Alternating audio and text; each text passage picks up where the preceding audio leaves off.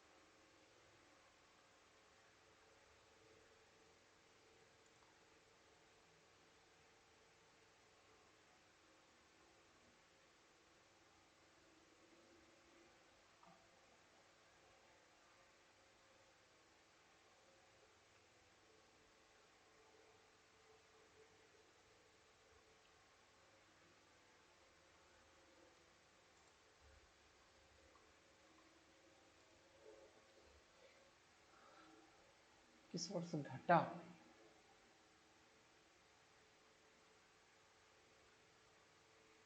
दिख रहा है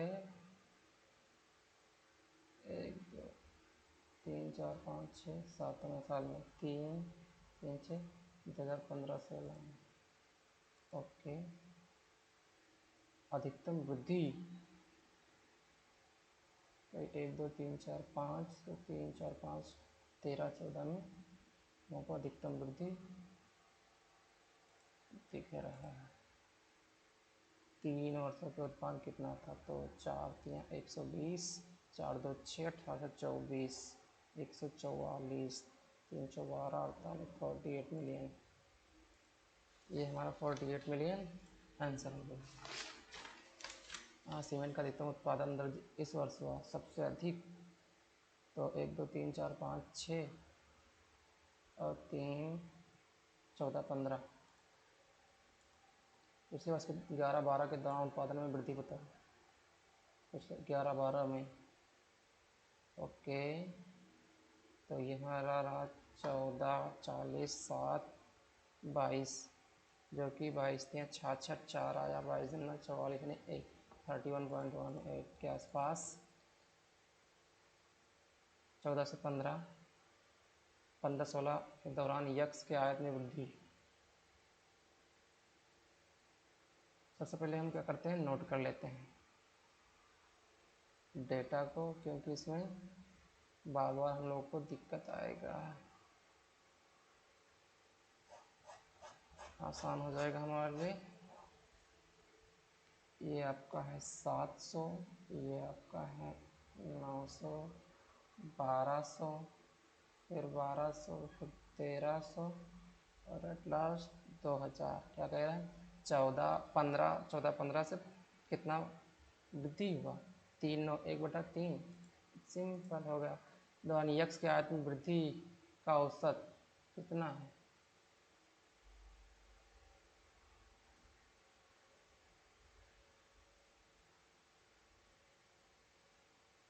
सभी वर्षों के लिए वर्ष दर x का आयत की वृद्धि का औसत रुपये करोड़ में कितना है? ये 200, ये 300, ये 100, ये 700। 3 2 5, 6 7 13 और हम 4 ते 12 एक करेंगे। 3 3 6 साल। क्या पूछ रहा है ये? 13 से 19 वह सभी वर्षों के लिए।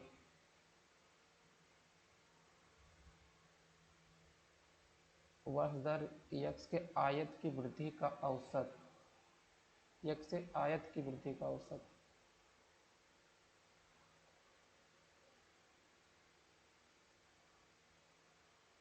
वृद्धि का औसत तो हमने यहाँ निकाला है। 3 3 6 साल थे तो 7 2 9 9 3 12 और यहाँ एक बार ये 0 भी आ रहा है तो 5 होना चाहिए। ओके, 13 2 26, सॉरी बहुत ईजी था, लेकिन फिर भी कहता है यक्स का आया तो यक्स के औसत आया आपको अधिक था। यक्स 9 7 16 16 और 24 40 10 50 53 20 73, जो कि 3 3 6 साल है तो ये 12 6 72 ही नहीं, 12 से कुछ थोड़ा सा ज़्यादा, उसे 1 साल में ही नहीं 2 साल में, 2 साल में ज़्यादा रहा। एक्स के औसत आयत से अधिक था। ओके, औसत आयत इसका आया। ठीक है, यक्स के औसत आयत में अधिक से अधिक आयत और यक्स यक्स के औसत आयत से अधिक आयत। ठीक है, और यक्स के औसत आयत से कम आयत के वर्षों का अंतर बताओ। ठीक है, तो इसमें ये हो जाएगा 4 तो अंतर आएगा 2, क्योंकि सभी वर्षों की यक्स के औसत आयत से वर्ष 18 19 के दौरान यक्स के आयत में प्रतिशत वृद्धि।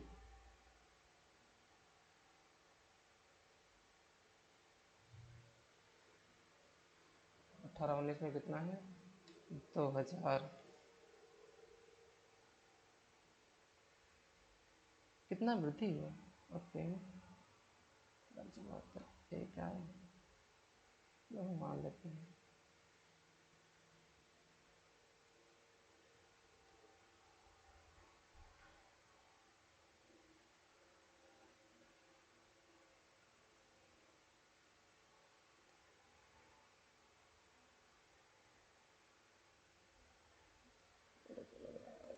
चाहिए अब, चलो अच्छे से करेक्ट ही किए ले रहे हैं इसे, जिससे कि कोई शंका ना रह जाए।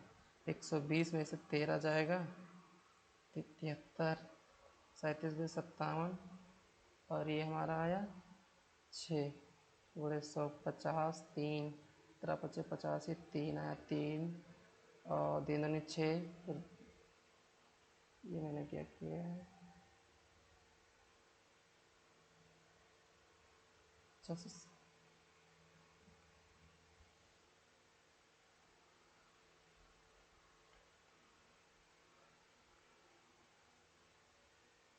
18 19 के दौरान 120 37 पे 57 बटा 6 इंटू 100 2, 50 दूना 100 और 19 तियाँ 57 19 50। एग्जाम में कहाँ नहीं सो रहा है?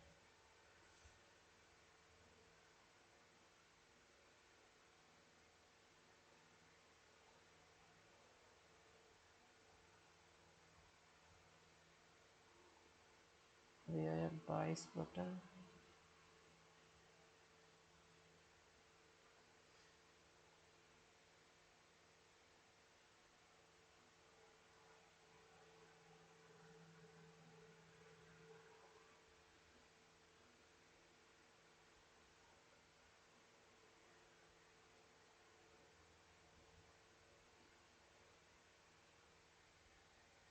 इन दोनों में हो सकता है। चलिए हम इसी के साथ चलते हैं। मंगलवार को ये द्वारा और शनिवार को सी द्वारा का अनुपात, मंगलवार को ये और शनिवार को सी, तो 7 और 8 का रेशियो। मंगलवार को ये द्वारा बेची गई वस्तु, ठीक है, शनिवार को सी द्वारा, शनिवार को सी द्वारा 7 पचे 35, 9 पचे 45, मंगलवार को डी द्वारा, ठीक है, शनिवार को सी द्वारा कितना पड़ा, शनिवार को सी द्वारा 45 का कितना थी, तो ये हो जाएगा हमारा 9 और 26 दूना 52, तो इसको काट लेते हैं, 9 पचे 45 7 आया, 9 72 यानी 58 से थोड़ा सा कम। सोमवार को डी द्वारा बेची गई वस्तु, डी है 20 और शनिवार को सी 45 का कितना परसेंट थी, तो 9 पचे 45 4 पंचे 20, ये हो गया 44 पॉइंट। और फॉर बी सी डी क्रमशः सोमवार मंगलवार शनिवार को वस्तुओं की संख्या, सोमवार को बी, मंगलवार को सी और फिर शनिवार को डी। 8 पंच 13, 4 थे 12,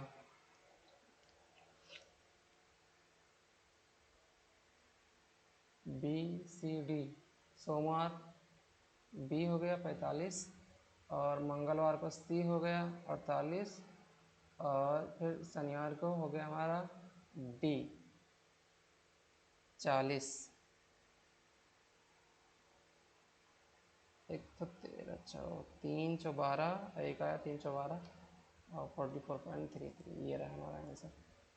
सप्ताह के सभी 4 दिनों में डी वस्तु की बिक्री, ठीक है, 46 41 40 87 4 127 और तुलना में बी वस्तु की बिक्री कितनी परसेंट की वृद्धि हुई, बी में कितनी वृद्धि हुई, तो 95 5 123 40 163, 27 6 33 और 30 63 127 और इसको सॉल्व कर लेते हैं, 13 3 39 लगभग, गुणा करके ही चेक कर लेते हैं इससे हमको पता हो जाए, 9 18 24 254 36.88, ये हो जाएगा 14, तो इस तरीके से हमारा ये हो जाएगा आंसर।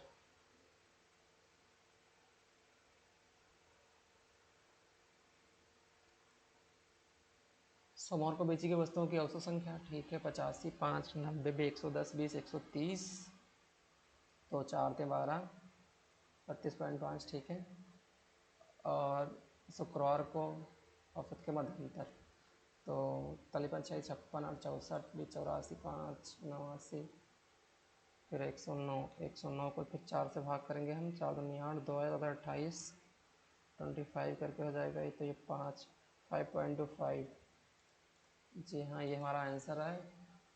और गेहूं के उत्पादन में किस वर्ष गिरावट आई, 13-14 में और 14-15 में भी, लेकिन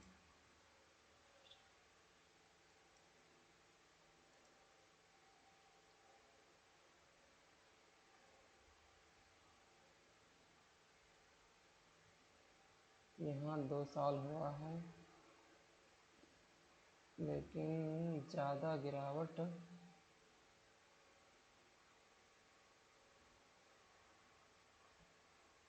यहाँ पर 13-14 या 14-15 आंसर हमारा बनेगा। लेट्स देखते हैं क्या होता है।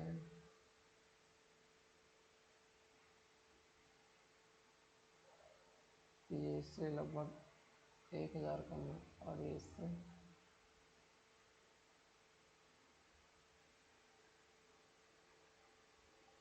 200 कम, 13-14 हो जाएगा,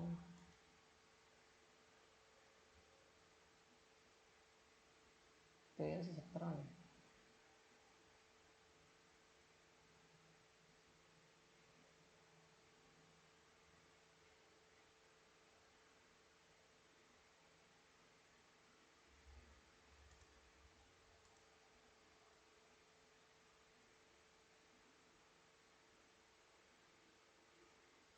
ग्यारह 10 11 17 17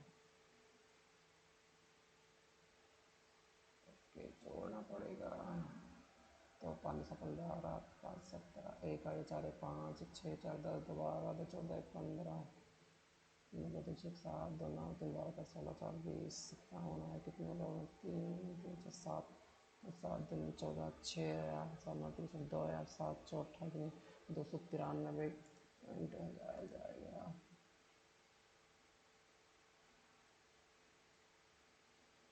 16 17 गिरावट।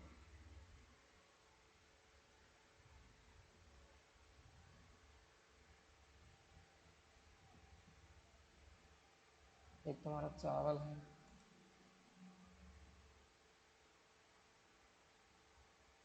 और दूसरा हमारा मक्का, और फिर हमारा दाल भी है, आलू। ठीक है, 15-16 में आलू का उत्पादन।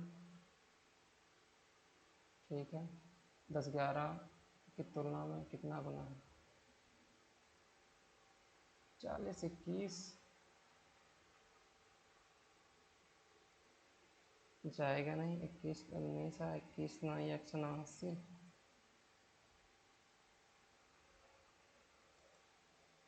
यहाँ तक आ जाएगा।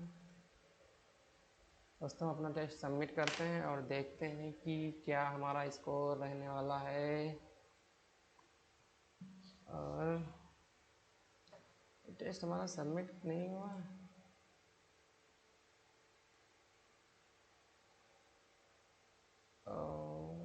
जैसा कि दोस्तों आप सभी लोग देख पा रहे होंगे कि हमने जो 25 के 25 क्वेश्चन मैथ्स में किए, उसमें से मैंने 25 में 25 मार्क्स गेन किए, जो कि मेरे को लग गए लगभग 15 मिनट के आसपास, क्योंकि क्वेश्चन थोड़ा डीआई में जो नंबर थे वो थोड़ा सा कैलकुलेटिव थे। और देख पा रहे होंगे जैसे ये क्वेश्चन करना था, मैंने इसको 12 सेकंड में किया। कुछ लोगों को तो समझ में नहीं आया होगा, तो देखिए आखिर इसको करना कैसे था। कुछ नहीं करना था, ध्यान दीजिए। 169 का गुणा 1 से होता तो 169 ही आता। फिर 27 को जोड़ते तो ऊपर हो जाता है 196, ऊपर हो जाता है 196 और नीचे हो जाता है 169। तो ऊपर 196 हो जाएगा तो उसका वर्गमूल 14 हो जाएगा, और 196 का वर्गमूल होता है 13, तो 14/13 बराबर हो जाता। इधर भी हम सॉल्व कर लेते, 13 का गुणा 1 से कराते और x जोड़ते तो हो जाता ऊपर 13 + x और नीचे हमारा 13 रहता। तो नीचे के 13 को हम 13 से कैंसिल कर देते। अब इधर बचा 14 बराबर 13 + x। अब 13 को भेज देते दूसरे पक्ष में, तो 14 में से 13 घट जाता, तो एक इस तरीके से हमारा ये आंसर आता। कुछ इस तरीके से ये था। अब इसमें था कि आखिर इसमें 1/8 जो है, कुल कितने 1/8 इसमें मिलेंगे आपको। तो इसमें देखिए आपको कैसे करना था। हमने इसको 11 सेकंड में किया और इसको मात्र 59% बच्चे कर पाए हैं। तो सबसे पहले हम क्या किए, इस फ्रैक्शन को, जो ये मिश्र भिन्न है, इसको मैंने थोड़ा सरल भिन्न में कन्वर्ट किया। तो 37 × 174 और 175, 175/2 लिखा। अब इसमें हमको चेक करना था कि कुल कितने 1/8 है, तो हमको कुछ नहीं करना था, 1/8 से हमको भाग देना था। और जो लोग समझ गए होंगे उनके लिए तो बहुत आसान रहा होगा। तो अब इसको हम सॉल्व कर लेंगे। तो 2 से 4 को 4 बार काटा 8 और 175 का 4 से गुणा कर दिया, तो इस तरीके से हमारा 300 आंसर आ गया था, जो कि काफ़ी ठीक था। ये तो बहुत ईजी, देख सकते हैं आप, मैंने मात्र 8 सेकंड में किया। कुछ लोग सोच रहे होंगे कि आखिर 8 सेकंड में कैसा पॉसिबल है। अगर आपको अच्छे से स्क्वायर रूट याद है तो आप जल्दी से कर पाएंगे। ये लिखा हुआ है 361 जो कि 19 का होता है, लिखा है 1024 जो कि 32 का होता है। तो आप अगर आपको याद होगा तो तुरंत आंसर दिख जाता है, इसमें तो कोई टाइम लगने वाली बात ही नहीं थी। चलिए अब आगे देख लेते हैं। ये देखिए मात्र 12% बच्चे कर पाए। मैं यहाँ पर इन दोनों ऑप्शन में कंफ्यूज था क्योंकि आंसर इसी के आसपास आ रहा था, इसीलिए मेरे को थोड़ा सा डाउट हो रहा था कि हो सकता है कि आंसर में मतलब माइन्यूट सा डिफरेंस आ जाए, थोड़ा सा गलती हो सकता है। लेकिन फिर भी हमने इसको सही किया, जो कि मात्र 12% बच्चे कर पाए हैं। करने के लिए ये मेथड अगर आप सक्सेसिव से करेंगे तो भी काफ़ी लेंदी जाएगा, लेकिन मैंने यहाँ पर इस आंसर को सिर्फ हिडन ट्रायल लगाया कि देख रहा था कि मैं आखिर ये किसके आसपास जा सकता है। जैसे ये 4% है और 3 साल का हमको निकालना था, तो ये हो गया 4 × 12%, और 1/2 है तो ये लगभग जाएगा 3 से इसको गुणा करेंगे तो 3/2, इसका मतलब हुआ 1.25। अब हम 12 में से 1.5 घटाएंगे तो ये आ जाएगा लगभग 10.5 के आसपास। लेकिन हमको ये पता था कि ये जो वृद्धि होने वाला है 10.5 से कुछ ज़्यादा हुआ। क्यों ज़्यादा होगा? क्योंकि ये जब सक्सेसिव लगेगा तो पहले 4% बढ़ा, फिर इतना घटा और फिर 4% बढ़ेगा। अब जो जैसा हम मान लेते हैं कि 4% पहले बढ़ा तो आपका हो गया 100 से 104, अब फिर 1.2 घटा तो मान लेते हैं चलो 103.5 ही हो गया, क्योंकि 1/2 का मतलब होता है 0.5। अब 103.5 हो गया, अब हम इसमें फिर 4% बढ़ाएंगे तो इसका मतलब 100 में तो 4 बढ़ेगा बढ़ेगा और जो हमारा 3.5 है उसमें भी कुछ बढ़ जाएगा। तो इस तरीके से हमें दिख गया था कि कुछ एक्स्ट्रा हो जाएगा। तो 10.5 जो यहाँ पर लिखा हुआ है 10.5, इसके बाद सिर्फ एक ही संख्या हमको दिखाई दे रही थी 10.8। इस तरीके से हमने इसको करेक्ट किया, जो कि मात्र 12% बच्चे कर पाए हैं। चलिए आगे देख लेते हैं। फिर ये तो सिंपल सा ही था, 13 का औसत दे रखा था, पहले 7 का दे रखा था, फिर अंतिम 7 का दे रखा था। तो ये आसानी से लगा, इसका गुणा आप इससे करा देंगे जितना आएगा, फिर 7 का गुणा 63 से, फिर 7 का गुणा 70 से, दोनों को जोड़ करके इससे घटा देंगे, इजिली आपका निकल आ सकता है। ठीक है, आगे देख लेते हैं। फिर अब हम अपने मैथ्स की तरफ बढ़ते हैं। यहाँ पर देखिए, उत्पादन अधिकतम स्तर तक इस वर्ष घटा, मतलब सबसे ज्यादा किस वर्ष घटा है। तो सबसे पहले आप देखिए कि डाउनफॉल सबसे ज्यादा कहाँ दिख रहा है, तो आप देख रहे होंगे सबसे लंबी रेखा यहाँ दिख रही है। मतलब आपको लंबी रेखा देखनी नहीं होती बल्कि चेक करना होता है, लेकिन हमको दिख गया था कि यहाँ पर बहुत ही काफी ज्यादा अंतर आ रहा है, मतलब कि काफी ज्यादा घट रहा है। तो इसीलिए हमने इस तरीके से इसको देखा, बाकी और कहीं इतनी बड़ी गिरावट नहीं आ रही है, तो ये साफ साफ दिख रहा था। तो इसीलिए इसको सॉल्व करने की जरूरत हमने नहीं समझा, हम समझ गए कि ये हमारा आंसर होगा, ये 60। तो 60 जिसके नीचे है वही इसका आंसर हो जाएगा। तो शायद 15-16 था, दिख रहा है। ओके जी हाँ, 15-16 इस तरीके से हमारा आंसर हो गया था। फिर आगे भी ऐसे, उत्पादन में पिछले वर्ष की तुलना में वर्ष किस दौरान अधिकतम वृद्धि हुई। तो अब वृद्धि हम देखते हैं तो सबसे ज्यादा लंबी रेखा हमको दिख रही है, ऊपर कहाँ जा रही है, ये जा रही है। उसके बाद फिर थोड़ा ये भी है, लेकिन इतनी, आप यहाँ देख सकते हैं यहाँ कितना डिफरेंस है, यहाँ आपका डिफरेंस है 35 का और यहाँ आपका डिफरेंस है मात्र 25 का। तो इसका मतलब अगर आप इसको सॉल्व भी करेंगे तो फिर आ जाएगा। तो इस तरीके से ये आंसर 13-14 आ जाएगा। दोस्तों ऐसे सवाल को सॉल्व करना बिल्कुल भी जरूरी नहीं होता जब तक कि वो डेटा बहुत पास पास ना हो। अगर काफी ज्यादा डिफरेंस दिख रहा है तो आपको सॉल्व करने की जरूरत बिल्कुल भी नहीं है। अब हम आगे देख लेते हैं। फिर प्रथम 3 वर्ष दौरान औसत उत्पादन कितना था। तो बहुत ईजी था, 42, 44, 58 को ऐड करके और फिर हमको निकाल लेना था। आप जितना शीघ्र कर पाते हैं, हमने इसको 15 सेकंड में किया, आप जितना शीघ्र ऐड करके इसको 3 से सब डिवाइड कर पाते उतना ही जल्दी आपका आंसर आता। शायद 48 इसका आंसर था, मे बी मेरे को याद था। सीमेंट का अधिकतम उत्पादन दर्ज इस वर्ष हुआ। अब लिखा हुआ है सीमेंट का अधिकतम उत्पादन, तो यहाँ पर देखना है कि सबसे ज्यादा उत्पादन किस वर्ष हुआ। यहाँ पर 42, 44, 58, 55, 90, 98, तो यहाँ पर हमको 98 सबसे ज्यादा दिख रहा है इसमें। तो ये किस वर्ष है, ये दिख रहा है 2014-15 में। 2014-15 आंसर, इसमें सोचने की जरूरत बिल्कुल भी नहीं थी क्योंकि आपको सीधा सीधा दिख रहा था। फिर आगे है, पिछले वर्ष की तुलना में 11-12 के दौरान वृद्धि बताना है। तो 11-12 चले जाते हैं, 11-12 मतलब 58। हमको देखना है कि 44 और 58 डिफरेंस कितना है, 14 का आया। तो 14/44 हमको यहाँ पर परसेंटेज निकालना था, जो कि जब हमने सॉल्व किया तो ये हो गया 7 2 14 और ये 22। अब हमको 100 करके यानी 700 को 22 से हमको भाग करना था। तो आप इसको कर सकते थे, जो किया जाता 22 3 66, 4 इधर आया, 2 मरतबा जाएगा नहीं, एक ही जाएगा, तो 31 आया। तो इस तरीके से एक ही ऑप्शन हमको दिख रहा था 31, तो ये हमारा आंसर होगा, जो कि हमको 20 सेकंड में किया, जो कि इजिली हम हो पाया। फिर आगे हम देख लेते हैं, ये है 14-15 से 15-16 यक्स के आयात में वृद्धि प्रतिशत बताओ। ये 14-15 से 15-16, 14-15 हम देख लेते हैं, हमने कहाँ इसको नोट किया था, हाँ जी, 14-15 में हमारा था 900 और 15-16 में हमारा हो गया 1200। तो 900 पे कितना बढ़ा, 300। तो 300/900 इंटू 100 हम कर देंगे तो हमारा निकल आएगा परसेंटेज। तो 300 बढ़ा 900 पर, तो कैंसिल आउट करेंगे तो 1/3 आएगा। 1/3 किसका फ्रैक्शन होता है, 33.3। आपको लर्न होना चाहिए, इजिली जल्दी कर पाएंगे। फिर आगे है, सभी वर्षों के लिए वर्ष दर EX के आयात में वृद्धि बताना है। सभी वर्षों के लिए देखिए मात्र 16% बच्चे कर पाए। हम भी एक बार इसमें, मतलब थोड़ा मेरे को भी एक बार में समझ नहीं आया, लेकिन फिर भी हमने इसको, अब समझ में क्यों नहीं आया, क्योंकि हमने फर्स्ट टाइम डिफरेंस तो निकाल लिया था कि कितना कितना वृद्धि हो रहा है, लेकिन बीच में एक डेटा छूट गया था, जो कि बीच में 0 लगाना था। भले 0 को ऐड करने पर डेटा में बढ़ोतरी नहीं होती, लेकिन औसत में फर्क पड़ जाता है। आप उसी डेटा को 4 नंबर से भाग करते तो वो 4 का औसत आता, लेकिन यहाँ पर तो 0 को भी इंक्लूड करना था तो हमको 5 से भाग देना था, तो इसलिए मैं फर्स्ट टाइम में मेरा आंसर नहीं आया था, फिर मैंने इसको सेकंड टाइम में किया। अब कैसे करना था आप लोग हो सकता है इसको समझ में नहीं आया, तो मैं आप लोगों को बता देता हूँ। अब देखिए यहाँ पर ये है 700, ये आपका है 900, तो यहाँ कितना बढ़ोतरी हो रहा है 200 का, तो ये हम लिख लेंगे 200। फिर यहाँ 900 से ये कितना बढ़ रहा है 1200, तो यहाँ पर कितना बढ़ रहा है 300, 300 हम फिर यहाँ लिख लेंगे। फिर ये दोनों इक्वल हैं तो हम 0 लिखेंगे, फिर भी क्यों लिखेंगे, क्योंकि हमको यहाँ पर क्या निकालना है, औसत निकालना है, तो औसत में हमको उसको भी इंक्लूड करना पड़ेगा। फिर यहाँ कितना बढ़ रहा है, यहाँ 100 का बढ़ रहा है, फिर लास्ट में कितना बढ़ रहा है, फिर बहुत ज्यादा डिफरेंस आ रहा है, मतलब कि बहुत अधिक मात्रा में बढ़ा। ये हमारा 1300 से 2000 हो गया, यानी 700 बढ़ गया। अब हम इसको सभी को ऐड कर लेंगे तो हमारा आ जाएगा 1300। अब 1300 को हमको 5 से भाग करना है, क्योंकि 5 ही तो आ रहा है, देखो 1 बढ़ा, फिर 2, फिर 3, फिर 4, फिर 4 से 5, तो अब हम 1300 को 5 से भाग करेंगे तो आएगा हमारा 26। अब कैसे, अब कुछ लोग 5 से भाग दिए होंगे, लेकिन हमने 5 से भाग नहीं दिया। हमको पता है कि अगर किसी भी संख्या को 5 से भाग देते हैं, जस्ट उसका डबल करके 1 शून्य कम कर दो, तो 1300 था तो 1300 दूना 2600 होता है, 1 शून्य कम कर दिया 260, हमारा आंसर आ गया। आप लोग भी कर सकते हैं ऐसे। अगर आप लोग ये भी सीखना चाहते हैं तो हमारा ट्रिक का वीडियो भी आप सभी लोग देख सकते हैं। आगे हम देख लेते हैं।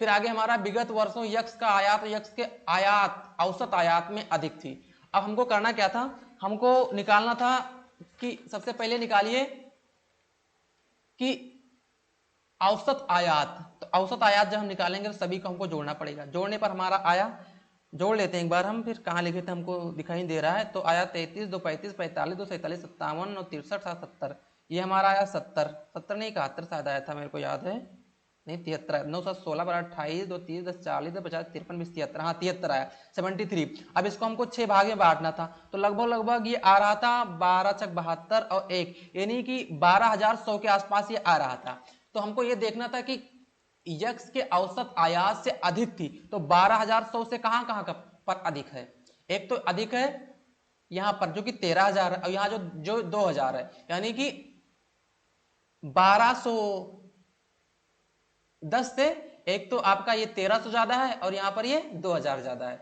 हमने शायद 1000 में बोल दिया था, तो दो जगह ज्यादा है, तो इस तरीके से दो हमारा ये आंसर हो जाएगा। ये इस तरीके से हमारा ये आंसर हो गया। बहुत कम परसेंट बच्चे ये भी कर पाए, ये हमारा है 40% बच्चे मात्र कर पाएंगे। यक्स के औसत आय से अधिक, तो कितना अधिक है अभी हमने निकाला 2 में अधिक है, और फिर कम, औसत आय से कम, तो जब 6 हैं 2 अधिक है तो 4 कम होंगे। अब इन्हीं का हमको डिफरेंस निकालना था, 4 में से 2 गया, 2 हमारा इस तरीके से आंसर आ जाना था, जो कि 19 सेकंड में हम कर पाए। मात्र 40% बच्चे यहाँ पर कर पाए हैं, तो समझने में उनको दिक्कत आ रही होगी, इसलिए ये कर नहीं पाएंगे। आगे देख लेते हैं। ये देखिए मात्र 19% बच्चे कर पाए, क्यों, क्योंकि इसमें भी डेटा देखिए ये दोनों पास पास में रहा था, मेरे को इसी में डाउट हो रहा था इन्हीं दोनों में आंसर है, तो मेरे को जो फाइनल आंसर को फाइनल करने में थोड़ा टाइम लग गया। देख लेते सभी वर्षों दौरान यक्स की औसत आय कितनी थी 12110, मतलब कि लगभग 1210 के आसपास थी, और 18-19 से हमको बताना था, यानी 1300 हमको बताना था कि यक्स कितनी वृद्धि हुई है सभी वर्षों के यक्स के औसत आय से, ठीक है, दौरान यक्स के आयात में प्रतिशत वृद्धि है 2018-19 के दौरान, 18-19 के, अच्छा 2000, ये हमको 2000 लेना था। अब हमको चेक करना था कि 1210 से 2000 कितना ज्यादा है, तो ये हमारा ज्यादा है 790। अब 790 ओवर 1210 इंटू 100, आप जब इसको सॉल्व करेंगे तो आंसर जो था इन्हीं दोनों के आसपास आ रहा था, शायद आंसर हमारा था 64.38। जी हाँ, ये हमारा आंसर था। आप इसको सॉल्व कर लेंगे 790 अपान 1210 इंटू 100 सॉल्व करेंगे तो आपका आंसर 64 के अप्रॉक्स आ जाएगा, जो कि 64 आपका आंसर हो जाएगा। ठीक है, आगे हम देख लेते हैं। अब ये हमारा आगे, ये तो हमारा डीआई बहुत ईजी था, सभी लोग कर पाए, आसानी से कर पाए, तो हम लोग देख लेते हैं इसमें। इसको करना कैसे था, आप लोग देखिए मंगलवार को ये 35, फिर शनिवार को सी का अनुपात, तो शनिवार ये 35 है और शनिवार को हम देख लेते हैं सी का 45, तो 7 × 35 9 × 45 ओरली हो रहा था, आंसर हमारा आगे बढ़ गए। फिर आगे सोमवार को डी, तो सोमवार को हम डी चले गए, 20 आया। शनिवार को सी कहाँ है हमारा 45 आया, यहाँ ओवर हमारा आया था 20, यहाँ आया हमारा 45, कितना परसेंट है, तो हम कैंसिल कर लेते हैं, 4 × 5 = 20, 9 × 5 = 45, 4/9 आया। अब 4/9 जिसको पता है कि 44.44 होता है वो तो मार देगा जल्दी से, तो 44 4/9 कैसे हमको पता चल गया कि 44.4 होता है, क्योंकि 1/9 का मतलब होता है 11 × 11। अब ये है 4/9 यानी 11/9 का 4 टाइम्स, तो इसी को हम इसको भी हम 4 टाइम्स कर देंगे, तो इस तरीके से हमारा 44.44 आ जाएगा। आगे बढ़ते हैं। बी सी डी द्वारा क्रमशः सोमवार, मंगलवार, शनिवार को बेची गई वस्तुओं की औसत संख्या। तो कुछ नहीं करना, देखिए बी का हमको ले लेना है सोमवार का, फिर हमको सी का ले लेना है मंगलवार का, डी ले लेना है हमको शनिवार का। तो 40, 48, 88 हो गया, और 88 में हम जोड़ देंगे 45, तो ये हो गया 93, 133। 133 को हमको 3 से भाग करना था, तो 133 को आप 3 से भाग करेंगे, जो कि 43.33 आंसर आपका आ जाएगा। ये आंसर हो गया, इजिली आप भी कर पाएंगे। सप्ताह के सभी 4 दिनों में डी वस्तु की बिक्री की तुलना में बी वस्तु की बिक्री कितने % की वृद्धि हुई। कुछ लोगों को ये सवाल थोड़ा कम समझ में आता है, क्योंकि आप देख पा रहे हैं कि 48% ही बच्चे कर पाए हैं। तो मैं आपको बताता हूं कि कैसे इसको करना था। लिखा है कि सभी 4 दिनों में, तो डी की निकाल लेते हैं, तो 26, 20, 46, 47, 87, 4, 127, ये आ गया हमारा डी का। फिर है बी वस्तु की बिक्री कितने % की वृद्धि हुई, बी में कितनी वृद्धि हुई देख लेते हैं। बी कितना है, तो ये हो गया हमारा 95, 95, 135, 135, और ये हो जाएगा 163। ये कितना बढ़ रहा है, ये हमारा बढ़ रहा है 36 बढ़ रहा है ओवर 127। आप इसको सॉल्व कर लेंगे तो आपका इस तरीके से आंसर आ जाएगा। आंसर हमारा इसमें कितना आया था, लगभग आ रहा था 28.3 आ रहा था, क्योंकि ये 29 से कम आ रहा था, मतलब 29% निकालने पर ही 36 से ज्यादा हो रहा था। तो ये तो था 36 से, तो 29 से जस्ट कम थोड़ा सा कौन सा है 28.3, तो ये हमारा आंसर था। तो इस तरीके से निकालना था। कुछ प्रश्नों को हमको हिडन ट्रायल से भी, अनुमान से भी कर लेना होता है कि अगर वो 36 से ज्यादा आ रहा है अगर 29% निकालने पर, तो श्योर सी बात है कि 29% से कम आएगा हमारा आंसर। आगे है हमारा सोमवार को बेची गई वस्तुओं की औसत बिक्री, तो आप सोमवार का निकाल लेना औसत, फिर शुक्रवार का आप निकाल लेना, फिर इनका मध्यांतर निकाल लेना, जो कि 5.25 आया था। इस तरीके से इजी था, कर लेना आप लोग इसको आसानी से। अब ये देखिए, इसको बहुत ही कम बच्चे कर पाए हैं, मात्र 28% बच्चे। कैसे करना देखिए, गेहूं उत्पादन में किस वर्ष के दौरान गिरावट आई। अब आप देखिए, एक तो आया है गिरावट हमारा, ये देखिए 13-14 में गिरावट आया है, उसके बाद फिर गिरावट आया है हमारा 14-15 में। लेकिन अब हम देखेंगे इसमें कि सबसे ज्यादा गिरावट किसमें आया है, तो यहाँ देखिए, यहाँ जो डेटा है वहां यहाँ पर है लगभग 7112, और यहाँ पर है 7056, तो यहाँ मात्र लगभग आपका 60 के आसपास घट रहा है। और यहाँ जब डाटा देखेंगे तो लगभग वो 1000, मतलब सॉरी, यहाँ पर 6896, यहाँ पर 7056, तो लगभग डाटा ये आपका 160 के आसपास घट रहा है। तो इसका मतलब यहाँ पर लगभग 50-60 घट रहा है, यहाँ पर लगभग 160 के आसपास घट रहा है। तो इस तरीके से इसमें ज्यादा घटोत्तरी हो रही है। तो इस तरीके से 14-15 हमारा आंसर हो जाना चाहिए था, जो कि बहुत लोगों को नहीं सॉरी 13 से 14,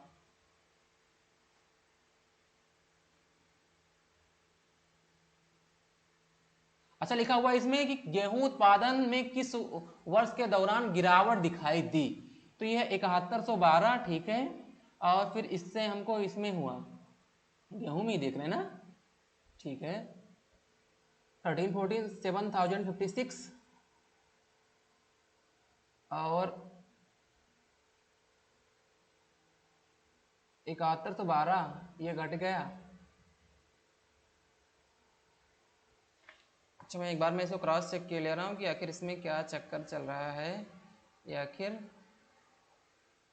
68, 69, 160 ओवर 756, इसको बड़ा करेंगे इससे, ये डेटा मेरा कम है। 13, 14, 7056, 69,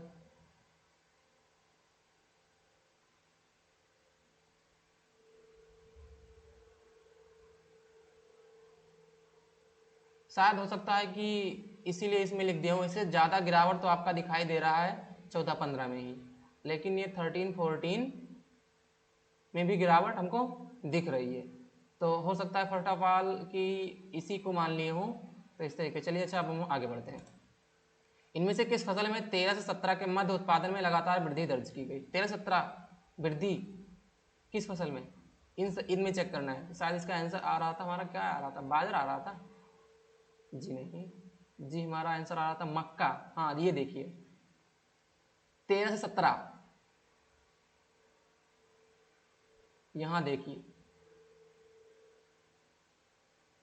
ये मक्का ही आया था 40, 90, फिर 110, फिर 75, यानी कि यहाँ पर देखिए सभी में बढ़ रहा है, इसमें भी बढ़ रहा है, सब में बढ़ रहा है, इसमें नहीं, मतलब जो जो लिखा हुआ जो में, जो हम देख लेते हैं कहाँ, हाँ आप लोग अच्छे समझिएगा, जो में देखिए ये बढ़ रहा है, फिर ये इससे इससे घटा, फिर ये घटा, लेकिन यहाँ पर ज्यादा का डिफरेंस आ रहा है, ज्यादा घट रहा है, तो इस तरीके से हमारा मक्का हो गया था। अगर आप सॉल्व करेंगे तो आंसर आप इजीली फाइंड कर पाएंगे, समझ पाएंगे कैसे हुआ था हमारा। सॉरी, इसमें भी हमने गलत गलत टिक कर दिया, मक्का लिखा हुआ 13-17 के मध्य उत्पादन में लगातार वृद्धि कर रहा है, कि लगातार वृद्धि कहाँ हुई, हमारा भी दिमाग पीछे सवाल को देखकर घूम गया, कैसे उसमें कर दी। ये देखिए 1110 से 60 हुआ, 1160 से फिर बढ़ा यहाँ पर, ये लगातार बढ़ रहा है, तो आंसर इसलिए था। दोस्तों जब होता क्या है ना कि अगर कहीं दिमाग जो होता है हमारा जो अलग बढ़ जाता है, या किसी कारणवश अगर हमको उसमें मतलब कुछ त्रुटि दिखाई दे देती है और हमारी कोई चीज़ें समझ में नहीं आती, तो वहाँ दिमाग थोड़ा सा डाइवर्ट हो जाता है। तो चलिए ठीक है, वैसे समझ में आया होगा कि कैसे करना था आप सभी लोगों को। 11 से 1617, 10, 11, 16, 17 में आलू का औसत उत्पादन, ठीक है कोई दिक्कत नहीं। ये आप जोड़ना था आपको 210 में आपको जोड़ना था 445, और फिर आपको आधा कर देना था। इस तरीके से आपका आंसर बढ़ जाना था, क्या लगभग आंसर आ जाना 4 2 6 और 665 का आधा कितना हो जाएगा 332 से। ओहो, मैं क्या कर रहा हूँ, ये पूरा आपको जोड़ लेना है, 210, 220, 222, 245, 315, 400, 445, इन सबको जोड़ लेना है, और जोड़ लेने के बाद जितने साल हैं, यानी 3, 3, 6, 7 साल है, 7 साल से हमको भाग कर देना है, 7 साल भाग कर देना है, हमको आंसर आ जाएगा, क्योंकि स्टार्ट से लेकर लास्ट तक ये बोला है करने को, इसका औसत निकालने को, ठीक है निकाल लेना। फिर मेरे को ऐड करना पड़ेगा 16 से 17 के मध्य इनमें से किस फसलों के उत्पादन में पिछले वर्ष की तुलना में गिरावट दर्ज की गई। अब इसमें भी गिरावट, एक बार हम इसको क्रॉस जरूर चेक करेंगे, क्योंकि पिछले सवाल जैसा ही है, मतलब जिसमें हमको थोड़ा सा बोल रहे थे कि माइंड डाइवर्ट हो गया है। 16 से 17 कहाँ है इसमें, 2016 से 17 ये हो गया, गिरावट दर्ज हुई, इसमें नहीं, इसमें गिरावट हो रही है, और क्या आ रहा है, दाल आ रहा है, दाल तो इसमें है नहीं, तो यहाँ पर ये हमारा मक्का हो जाएगा। ये मक्का में गिरावट हो रही है, किसी में गिरावट नहीं हो रही, तो ये मक्का में गिरावट हो रही है, और गिरावट आपका हो रहा है दाल में, तो मक्का दाल ऑप्शन में है ही नहीं। और फिर आपके चावल में भी आप देख पा रहे होंगे 826 से 812 हो रहा है, तो किसमें कमी हो रही है, चावल में, तो इस तरीके से चावल हमारा आंसर हो गया। जी हाँ, 15 से 16 में आलू का उत्पादन, 15-16 का आलू, ये रहा 15-16 में आलू 4, तो 2010-11 की तुलना में कितना गुना है, यानी कि 210 की तुलना में निकाला था। दोस्तों कुछ नहीं करना, 4 को हमको 21 से भाग करना था, मतलब 4 को 210 से भाग करना था, यानी 40 को 21 से, जो कि लगभग हमारा आंसर किसके आसपास आया था, 1.9 आया था, मतलब 1.91 आ रहा था समथिंग, तो आंसर इसी के आसपास था, तो इस तरीके से ये हो गया था आंसर। दोस्तों उम्मीद करते हैं आप सभी लोग बहुत अच्छे से समझ पाए होंगे, ये हम अपना एनालिटिक एक बार करके, और मैं इस सेशन को खत्म कर रहा हूँ। दोस्तों ज़्यादा से ज़्यादा लोग को इसको शेयर करिए, और मैं ऐसे ही आप सभी लोगों को मॉक जो है डेली प्रैक्टिस पर आपको प्रोवाइड करूंगा, और मैथ सेक्शन को आपको स्ट्रैंग करने की कोशिश करूंगा। दोस्तों मैं उम्मीद करता हूं कि अगली बार जब मैं टेस्ट लाइव करूंगा और आप लोगों को एक्सप्लेन करूंगा, तो आप लोगों को मैं अपना बेस्ट से बेस्ट देने की कोशिश करूंगा, जिससे कि आप सभी को सारी चीज़ समझ में आए। अब यहाँ पर मेरे को लगा इतने क्वेश्चन सॉल्व करने में 15 मिनट 54 सेकंड। आपको एग्जाम में अगर निकाला जाए 25-25 करके, तो 100 नंबर होते, जो कि आपको 2 घंटे में करने होते, यानी हर एक 25 क्वेश्चन आपको करना होता है 30 मिनट में।